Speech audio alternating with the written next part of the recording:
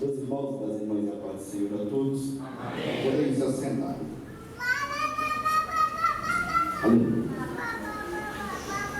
Eu gostaria de convidar os irmãos para de já abrirem as suas Bíblias no livro de Gênesis, capítulo 2 e versículo de número 15. Gênesis, capítulo 2 e o versículo de número 15.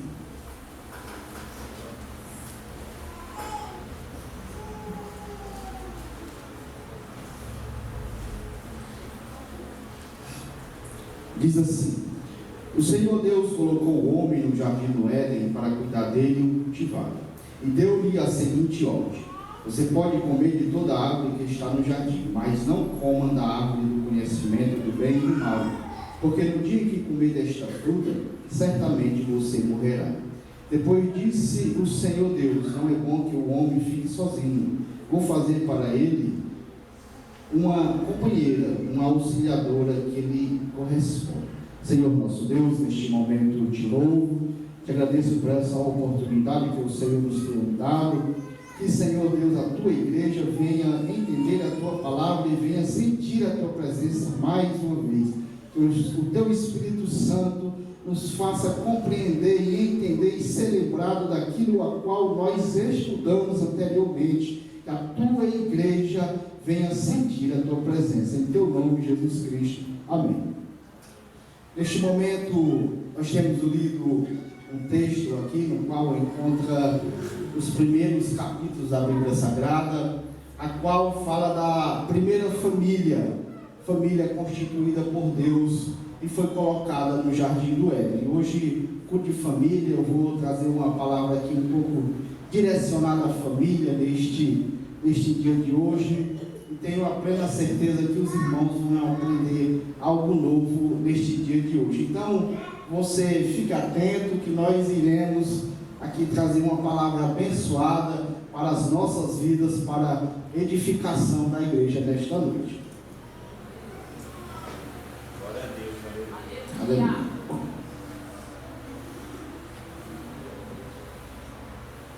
Vamos lá, introdução. Essa passagem vai nos falar a respeito da primeira família. Família essa formada por Deus.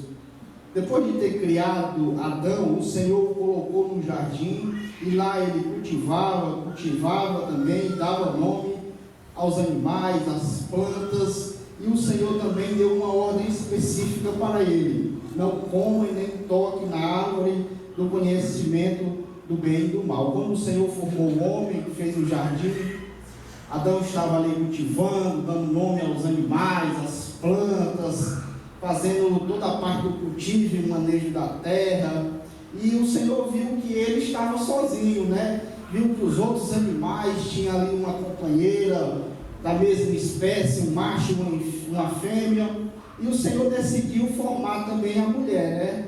Por isso que nós damos glórias a Deus, né? E Deus formou ali a mulher da costela de Adão, né? Então se formou-se a primeira família, né? Deus fez o casamento de Adão e Eva e ali se instituiu a primeira família na terra. Então a família, ela é um projeto de Deus para a humanidade. A família é a base da humanidade, né? É a base da sociedade. É por isso que nós que somos cristãos, nós prezamos tanto pela família, uma família unida, uma família estruturada e principalmente cristã, porque se nós tivermos uma família estruturada, nós teremos uma sociedade justa e também estruturada, né? É por isso que é importante a família na sociedade, né? Fora macho e fêmea, há umas outras famílias que querem dizer que é família, mas nós prezamos pela família original, macho e fêmea. Então é relacionado a isso que nós iremos trazer esta palavra nesta noite. Depois de ter formado o homem, fez a mulher.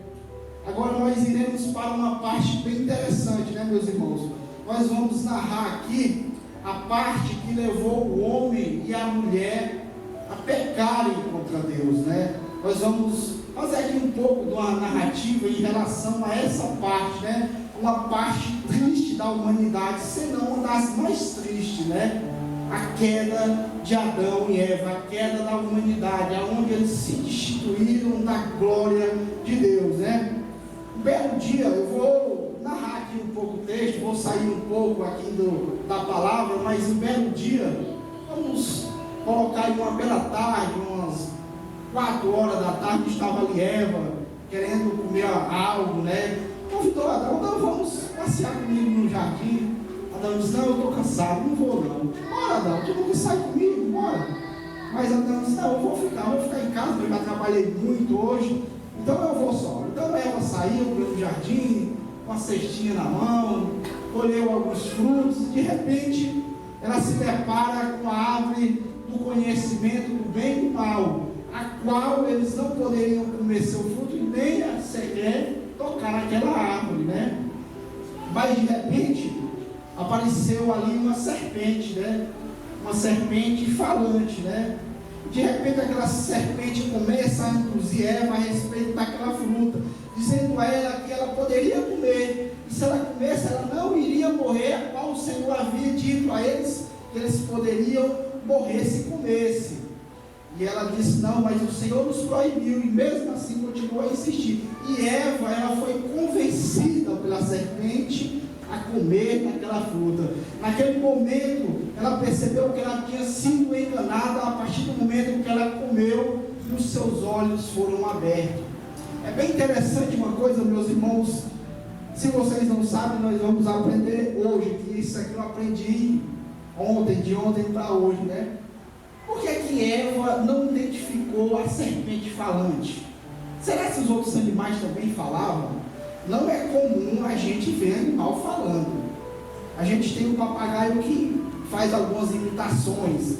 Na Bíblia a gente só encontra esses dois animais, a serpente e a jumenta de Balaão, né? Mas aqui há um ponto interessante, há uma serpente falando. Por que essa serpente estava falando? E por que Eva não identificou essa serpente falando? É interessante isso, né? É interessante esse ponto. Mas nós podemos observar uma coisa: Eva e Adão, eles ainda estavam na inocência, eles ainda não tinham pecado. Se eles ainda não tinham pecado, nem comido o fruto do conhecimento do bem e do mal, eles não tinham pleno conhecimento sobre o bem e sobre o mal. É por isso que ela não conseguiu identificar se aquela serpente estava sendo usada pelo inimigo ou se um animal poderia falar, porque a sua consciência de inocência não deixava ela perceber. Assim também como ela não percebia a grandeza do seu Deus que a havia criado e o poderio de Satanás. Ela poderia não conhecer o inimigo que era Satanás. E eu tenho plena certeza que ela não conhecia, porque ela ainda não tinha comido o fruto. É por isso que ela foi enganada, porque eles estavam inocentes a respeito do bem e do mal. É por isso que ela é induzida a fazer isso. Então, tendo Eva comido, ela juntou alguns frutos, colocou na sua cesta, pegou alguns frutos e foi até Adão, oferecer para Adão, né? Chega lá Adão, aqui meu amor, eu trouxe algumas frutas para você comer. Ele pega algumas, começa a comer, e de repente ela tira daquele fruto, né? Da árvore do conhecimento do bem e do mal. Eva, que fruto é esse? O Senhor não disse que era para não comer. Aí ela falou, mas eu comi, Adão. Mas como assim, Eva, que você comeu? Nós não poderíamos fazer isso. Agora Eva disse, não tem jeito, mas eu comi, pega. Adão disse, eu não vou comer não. Não vou comer não. Quer dizer, Adão, que eu trouxe para você e você não vai comer? Como assim, Adão? Adão disse, eu não vou comer não. E se tivesse livro, eu tenho certeza que Eva tinha pegado um livro desse tamanho. Olha, Adão, tu lembra daquele dia? Assim e assim, tu fez isso comigo, assim e assim. Agora eu trouxe aqui uma fruta para você, você não quer comer? Você tem que comer. E Adão ali cai e acaba comendo a fruta, né, meus irmãos? E os dois acabam que pecando contra Deus, pecando e desobedecendo uma ordem de Deus, de não tocar e nem comer daquela fruta. Era uma fruta proibida, né? Eles não poderiam tocar. Tinha várias frutas e tinha uma árvore que era a mais importante do jardim, que era a árvore da vida. Essa árvore era a mais importante no jardim, não era a do conhecimento do bem e do mal. A mais importante era a árvore da vida, que a gente vai falar no final. Então aquela árvore do conhecimento do mal era a segunda mais importante. A primeira era a árvore da vida. E mesmo assim, pela beleza daquele fruto, eles acabaram pecando e acabaram se rebelando contra Deus e desobedecendo a sua palavra. Algo trágico para aquele momento, né? A gente fica sem explicação às vezes por que eles fizeram aquilo, né? Mas a gente observou que Eva foi enganada, ela foi induzida por algo que ela desconhecia, que era justamente mal. Mas ela sabia que ela estava desobedecendo uma ordem. O texto nos diz isso, né? Mas o Senhor nos proibiu, ela fala isso para a serpente. Mas mesmo assim, ela se deixou ser enganada, né? Então, isso é muito perigoso para nós, né? Nós muitas das vezes temos que ouvir e não se pronunciar, ficar calado às vezes, porque tem situações, se você embater, colocar logo o seu ponto de vista, acaba causando um atrito. Nós cristãos sabemos disso, né? Principalmente quando em tempo de política, né? Os embates, a defesa e tudo isso, a gente acaba se alterando, mas nós como cristãos devemos ser sábios e entender os meios e as nossas palavras, né? Então, mesmo assim eles acabaram caindo, mesmo assim a humanidade acabou sendo destituída da glória de Deus, porque neste momento, Adão e Eva, eles representavam a humanidade. A humanidade era representada por Adão e Eva desde o princípio. Então, a gente vai agora para o versículo 8 até o versículo 10, que diz assim: ao cair da tarde daquele dia, ouviram a voz e os passos do Senhor Deus, que passeava pelo jardim, e esconderam-se entre as árvores. O Senhor Deus chamou o homem: onde estás? Ele respondeu: percebi que o Senhor estava se aproximando e fiquei com medo, porque estava nu, por isso me escondi. Olha como é interessante, como que Eva e Adão puderam se identificar nus, se antes eles estavam nus? Como que eles puderam se identificar? Eu já falei que antes deles pecarem, eles estavam em inocência, em plena inocência. Quer dizer, a nudez para ele não era vista diante dos seus olhos. Por quê? Porque eles não conheciam ali o mal e o bem. É por isso que eles não se viam nus. A gente vai explicar com mais detalhes. Mas é bem interessante que eles se esconderam de Deus. Eles se afastaram de Deus. Antes eles tinham se cobrido ali com folhas, né? Eles tinham pegado algumas folhas, porque eles estavam diante de um e de outro, e eles tiveram que cobrir a sua nudez, né? E é interessante que quando o Senhor vem, eles fogem da presença de Deus com medo, envergonhado. E aqui a nudez, ela representa justamente isso, a humilhação e a fraqueza do homem decaído. É por isso que eles se afastaram e se esconderam de Deus com medo, porque agora eles em pecado, a sua glória que antes compatia com a glória de Deus foi destituída entre Deus e o homem. É por isso que eles fogem da presença de Deus, porque o pecado ele afasta o homem de Deus. Afastando o homem de Deus, eles ficaram com medo de Deus, porque agora eles sabiam o tamanho da grandeza de Deus, porque eles conheciam bem a sua plenitude. Como árvore do conhecimento do bem e do mal, eles não tinham a grandeza do que era o bem e nem do mal. Por isso eles não sabiam o tamanho da grandeza de Deus, mas agora eles perceberam e ficaram com medo, porque o pecado já havia separado Deus e o homem. O homem aqui representava Adão e Eva. Então ali eles foram destituídos, e a nudez representa representa isso, a humilhação, representa ali o desprezo, o descompromisso e um pedacinho também do pecado. Não representa o pecado em si, mas isso, a humilhação que agora eles estavam passando. E um ponto bem interessante é que o Senhor, Ele faz novas vestes para eles. O Senhor ali pega alguns pelos de animais, ali a pele de alguns animais, e faz novas vestiduras para ele. Aqui nós podemos entender que o homem, ele não pode estar na presença do Senhor de qualquer forma. Ele não pode estar na presença do Senhor de qualquer forma. Eles estavam cobertos com folha. Mesmo assim, o Senhor fez novas vestes para ele. É um ponto interessante. Às vezes, quando nós saímos para o culto, quando nós se vestimos, nós temos que entender que nós vamos cultuar a Deus, nós vamos prestar o nosso culto a Deus, nós vamos estar diante de Deus.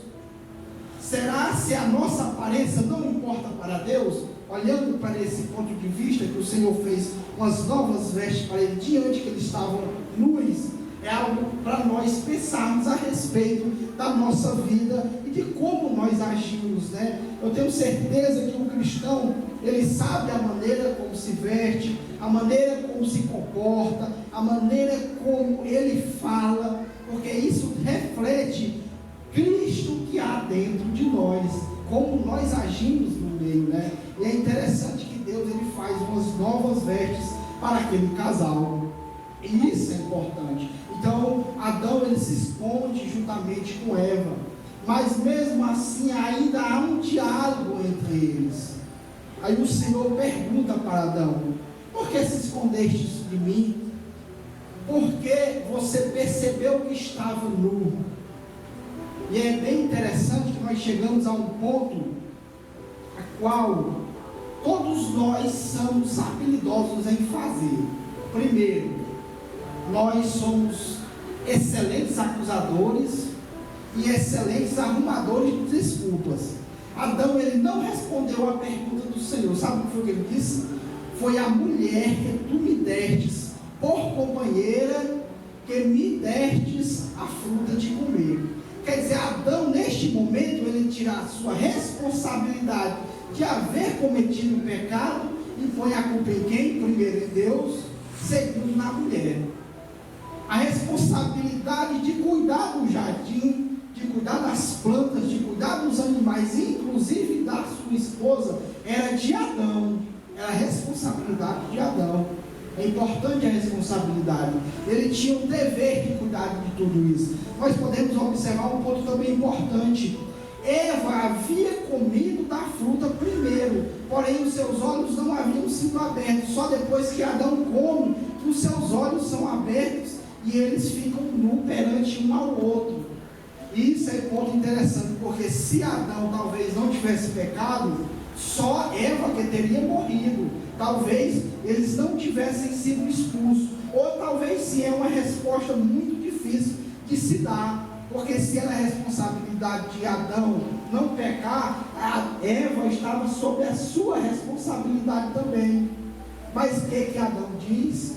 Foi a mulher que tu me destes por companheira, que me destes a fruta para comer. Adão tirou a responsabilidade de si e colocou nos outros. Muitas das vezes nós fazemos isso o dia todo, no nosso trabalho, na nossa família. Nós acusamos a esposa, acusamos os filhos, acusamos o funcionário, quem tem, acusamos o empregador, acusamos o encarregado, acusamos o sócio, acusamos tanta gente, mas nós não percebemos que a maior responsabilidade no que está acontecendo é nosso.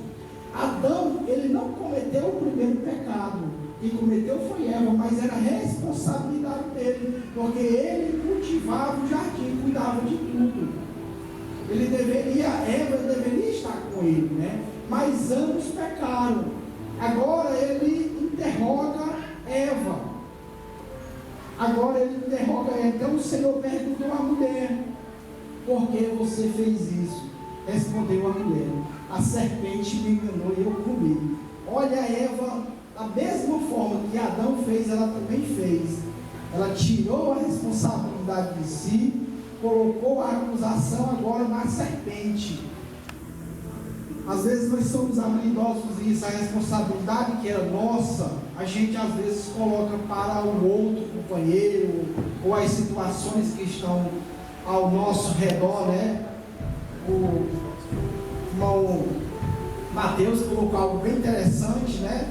Deus falou com ele, falou várias vezes, né? Até que ele pediu uma confirmação já na quarta vez já. A segunda já era o suficiente, né? Mas ele teve que obedecer, né? E se ele não tivesse ido, a responsabilidade teria sido dele, porque o Senhor havia falado com ele. Então, muitas das vezes, algo acontece na nossa vida, no nosso casamento, com os nossos filhos, dentro da nossa casa, e a primeira pessoa que nós acusamos é quem está do nosso lado, ou a nossa esposa, ou os nossos filhos.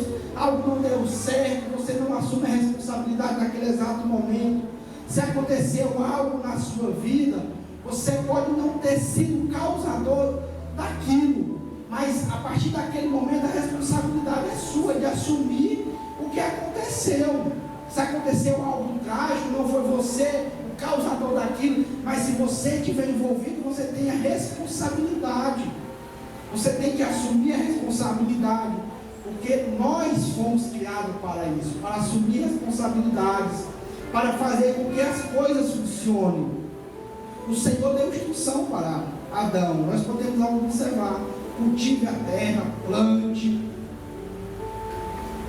Então nós não podemos fugir da responsabilidade a qual o Senhor nos tem dado, seja ela qual for, seja no teu trabalho, seja na tua família, seja em qual área da sua vida for. Você tem que ser responsável por aquilo que você faz ou por aquilo que você é. Inventar desculpa e acusar o nosso próximo não vai adiantar de nada muitas das vezes, só vai piorar a situação, né? Então é assumir a responsabilidade. Adão tinha que assumir a responsabilidade. A gente pode ver no texto que eles não pediram perdão para Deus. A gente observa isso. Eles não se arrependeram. A gente não vê isso no texto.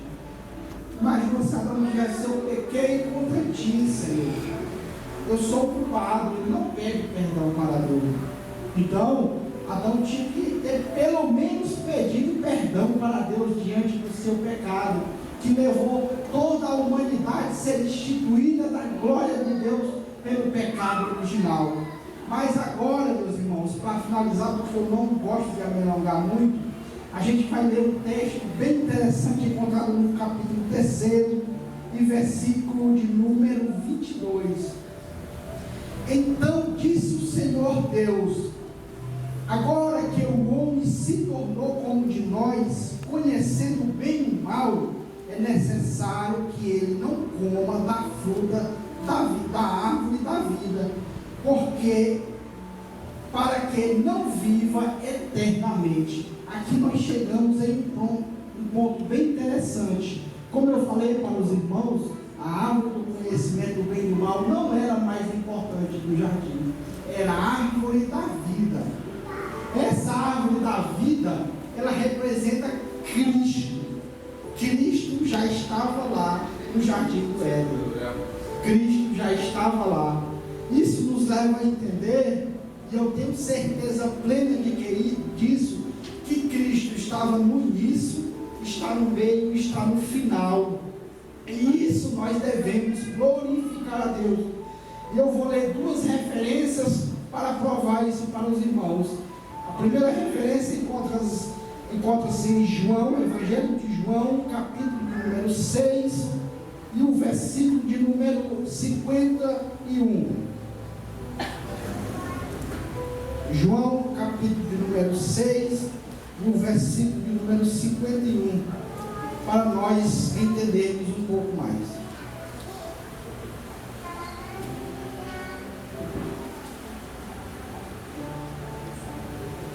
João 6, 51. Eu sou esse pão vivo que desce do céu. todo aquele que comer deste pão viverá eternamente.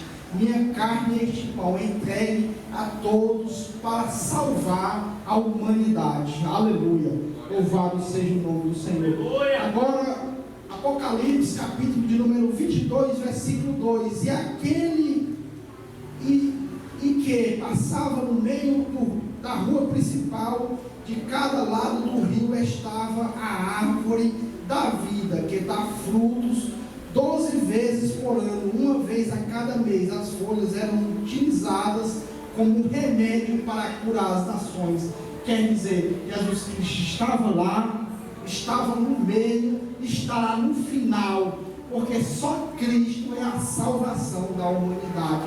Então Cristo é revelado em toda a Bíblia, porque só Cristo consegue salvar o homem do seu pecado. Quer dizer, mesmo o homem tendo pecado, Deus ele já tinha a solução, que era Jesus Cristo.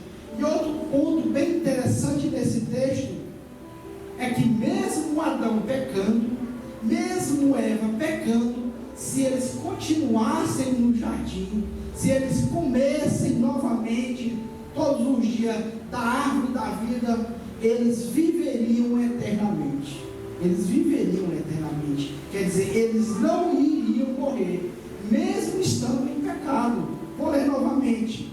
Conhecendo do bem e do mal, é necessário que ele não coma da árvore da vida, para que não viva eternamente. Quer dizer, eles haviam pecado, mas se eles continuassem no jardim, comendo da árvore da vida, eles não morreriam, iam viver eternamente. Quer dizer, mesmo nós, pecadores, reconhecendo a grandeza de Deus, pedindo perdão dos nossos pecados, Cristo, Ele nos dará a salvação eterna.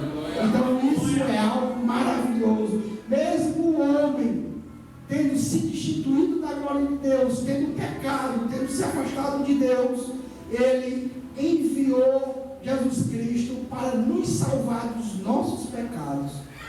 Então o homem por si só, ele não consegue ter a salvação eterna, só por meio e através de Jesus Cristo. Eu sou o caminho, a verdade e a vida. Sem Jesus ninguém chegará ao Pai.